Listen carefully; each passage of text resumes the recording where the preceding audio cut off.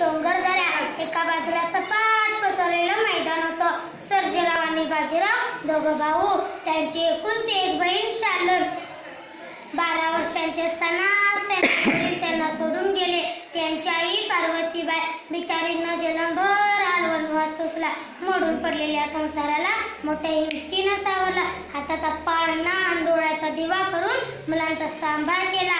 थोडंफार का असेना मुलांना शिक्षण दिलं. थोरला सर्जेराव वर्ण साखर कारखान्यात होता आणि धाकटा बाजीराव गावातच सेक्रेटरी म्हणून काम करत होता. खाऊन पिऊन सुखी असणारं कुटुंब दिवस असंच तापशेकत चाललं होतं.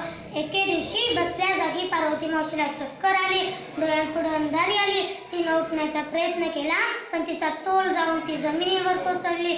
सर्जेराव आणि बाजीरावनं कोल्हापूर पासून मिरजे टाकून महिनाभर दवाखान्यात. शेवटी डॉक्टरनं सांगितलं